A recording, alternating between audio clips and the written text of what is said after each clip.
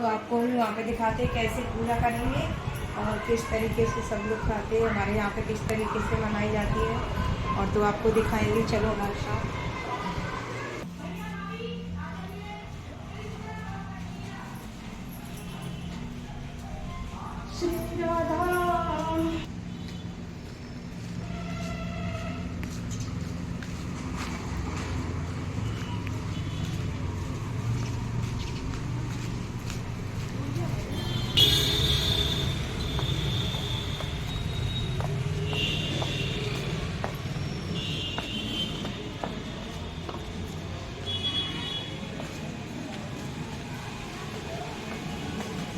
हम घर पे आ गए हैं, तो आपको ऊपर की दिखाएंगे किस तरीके से पूजा वगैरह होगी। तो आप लोग आएंगे नहीं डालते हैं,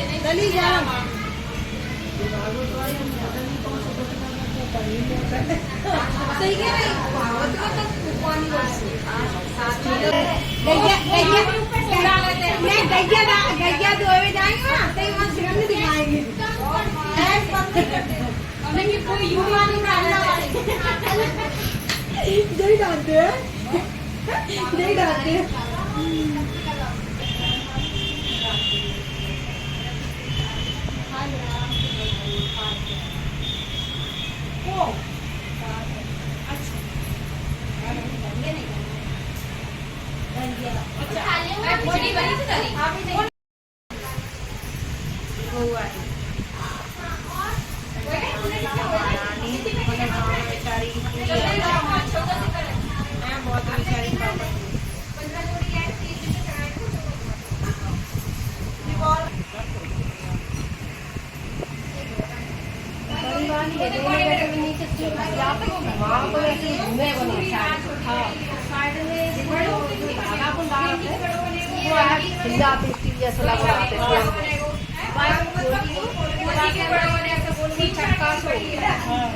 वो चक्का और वो झाड़ में तो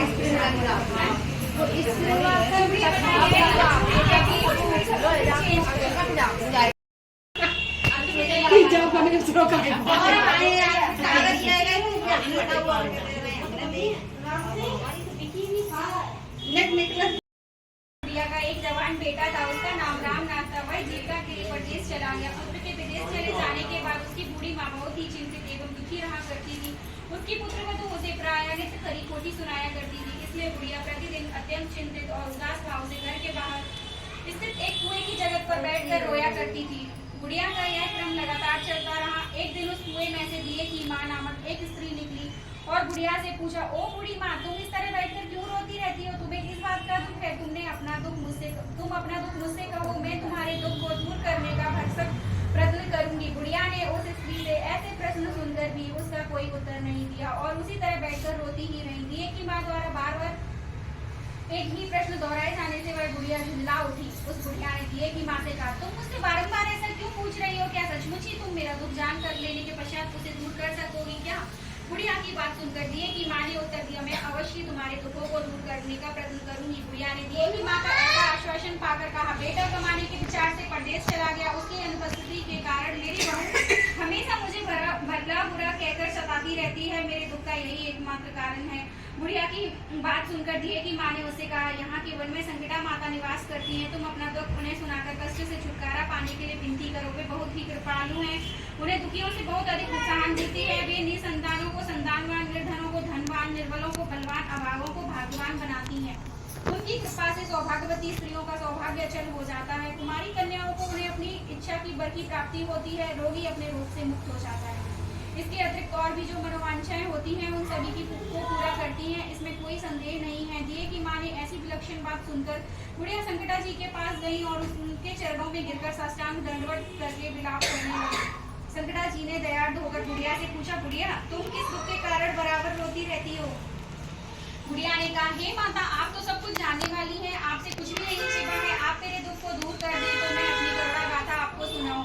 बुढ़िया की बात सुनकर संकटा जी ने कहा, तुम पहले मुझे अपना दुख बताओ। दुखियों का दुख दूर करना ही मेरा काम है। संकटा जी के ऐसा कहने पर बुढ़िया ने कहा, मेरा लड़का परदेश चला गया है। उसके घर में न रहने से बहू मुझे तरह तरह की बातें सुनाती है। उसकी बातें सहन करने के योग्य नहीं होती हैं। इसी कारण मैं विवश होकर बराबर रोया करती हूँ। बुढ़िया की इस दर्द भरी गाथा को सुनकर माता संकटा तुम घर जाकर मेरे लिए मनौती मान दोगी। हे संकटा माता, यदि मेरा लड़का सकुशल घर वापस आ जाएगा तो मैं आपकी पूजा करूंगी, सुहागिन स्त्रियों को आमंत्रित करके उनको भोजन कराऊंगी। संकटा माता के अनुसार उस बुढ़िया ने घर आकर लड्डू बनाए, परंतु विचित्र बात यह थी, जब भी बुढ़िया 7 लड्डू बनाती तो 7 की जगह 8 लड्डू बन जाते। इस कारण से बुढ़िया बहुत ही असमंजस में पड़ गई। ऐसा होने का क्या कारण है? कहीं मेरी गलती से गिनती करने में भूल तो नहीं हो रही है, अथवा अपने आप 8 लड्डू बन जाने का कोई अन्य कारण है क्या? इसी समय वृद्धा स्त्री के वेश में संकटा माता प्रकट हुई। बुढ़िया से कहा, क्यों बुढ़िया, आज तुम्हारे यहाँ कोई उत्सव है क्या? सुनकर बुढ़िया ने कहा, हाँ, आज मैंने संकटा जी के लिए सुहागिनों का स्त्रियों को भोजन कराने का निमंत्रण दिया है, किंतु जब गिनकर 7 लड्डू बनाती हूँ तो वो अपने आप ही 8 बन जाते हैं। मैं इस बात से बहुत चिंता में पड़ गई। बुढ़िया की बात सुनकर संकटा जी ने कहा, क्या तुमने किसी बुढ़िया स्त्री को भी निमंत्रण दिया है क्या? बुढ़िया कहने लगी, नहीं, मैंने तो ऐसा नहीं किया, परंतु तुम कौन हो? संकटा जी ने कहा, मैं बुढ़िया हूँ, मुझे ही आमंत्रित कर दो। ऐसा सुनकर बुढ़िया ने उस संकटाधारी को बुढ़िया को भोजन के लिए आमंत्रित कर दिया। इसके बाद बुढ़िया के घर पर सभी आमंत्रित सुहागिनें आ पहुंची। बुढ़िया ने सबको लड्डू तथा मिठाई आदि का भोजन कराया। इसके बाद माता संकटा जी की कृपा से उस रमानाथ के मन में अपनी माता एवं पत्नी से मिलने की प्रबल इच्छा उत्पन्न हुई। सुहागिनों के भोजन करते ही उस बुढ़िया का लड़का परदेश से अपने घर आ गया। लड़के के आने की सूचना बुढ़िया को दी गई, लेकिन बुढ़िया अपने काम में लगी रही। उसने कहा, लड़के को बैठने दो, मैं सुहागिनों को जमा कर आती हूँ। लड़के की बहू ने पति आगमन का समाचार पाकर पति के स्वागत के लिए वहां से तुरंत प्रस्थान कर दिया। लड़के ने अपनी बहू को देखकर मन में विचार किया, मेरी पत्नी को देखो, मेरे प्रति कितना प्रेम है, जो खबर पाते ही मुझसे मिलने आ गई। परंतु माता का मुझ पर जरा सा भी इसलिए नहीं, क्योंकि खबर पाकर भी माताएं मुझसे मिलने की बात न कर रही हो।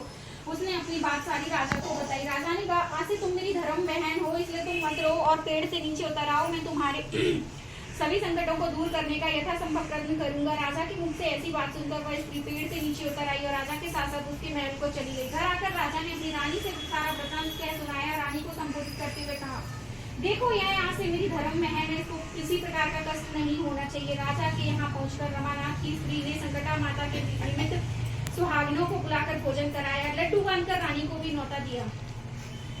जब सभी सुहागिनें लड्डू खाने लगी तो रानी ने कहा, मुझे तो रबड़ी मलाई तथा स्वादिष्ट मिष्ठान भी हजम नहीं होते, तो ये पत्थर जैसे सरीखे कठोर लड्डू कहाँ से हजम होंगे?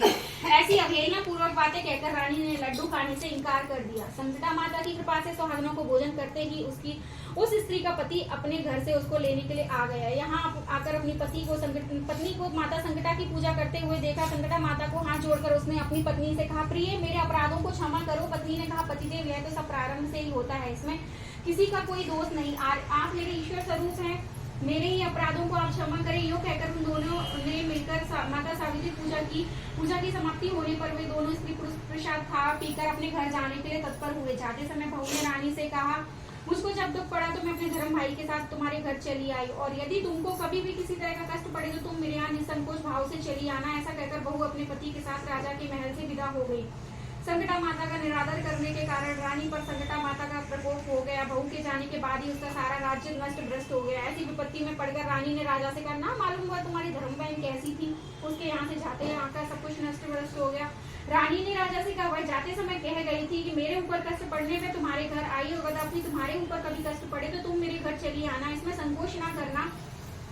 इसलिए अब हम लोगों को उनके यहाँ चलना चाहिए। ऐसा निश्चय कर राजा रानी दोनों ही अपने धर्म बहन के घर आए। वहां जाकर रानी ने कहा, बहन, तुमने हमारे यहाँ ऐसा क्या कर दिया, तुम्हारे आते ही हमारी सारी संपत्ति नष्ट हो गई, हम लोग बहुत ही परेशानी में पड़े हुए। रानी को ऐसी दर्द भरी बात सुनकर उसने कहा, बहन, मैं तो कुछ नहीं जानती, मेरी करता धरता तो सब कुछ संकटा माता ही है, उनके अतिरिक्त और कोई दूसरा नहीं है। इसलिए मेरी राय के अनुसार तुम भी संकटा माता से अपनी भूलों के लिए क्षमा याचना करो।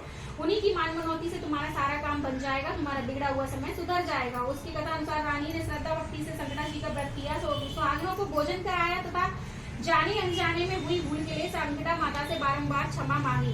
रानी के ऐसा करते ही संकटा माता प्रसन्न हो गई। रात में रानी को स्वप्न आया, कल तुम दोनों सुबह अपने घर को चले जाओ, वहां जाकर मेरी पूजा व्रत करना तथा मेरे निमित्त सुहागिनों को जमाना। ऐसा करने से तुम्हारा गया हुआ राजपाट तुम्हें फिर से वापस मिलेगा। सुबह होते ही राजा रानी अपने घर को चल दिए। घर आकर स्वप्न के अनुसार जब काम किए, ऐसा करने से उनका बिगड़ा हुआ समय सुधर गया, राजा और सारा राजपाट मिल गया। वे लोग पहले ही तरह राज्य का सुख भोगने लगे। संकटा माता के इन भक्तों की कथा को जो सुनाएगा नित्य प्रति, जो उनकी पूजा पाठ व्रत आदि करेगा, उसे किसी प्रकार का कष्ट नहीं उठाना पड़ेगा और उसकी सारी इच्छा निश्चित रूप से पूरी होंगी। इसमें कोई किसी प्रकार का संदेह नहीं है। बोलो संगीता महारानी की जय, दुर्गे मैया की जय।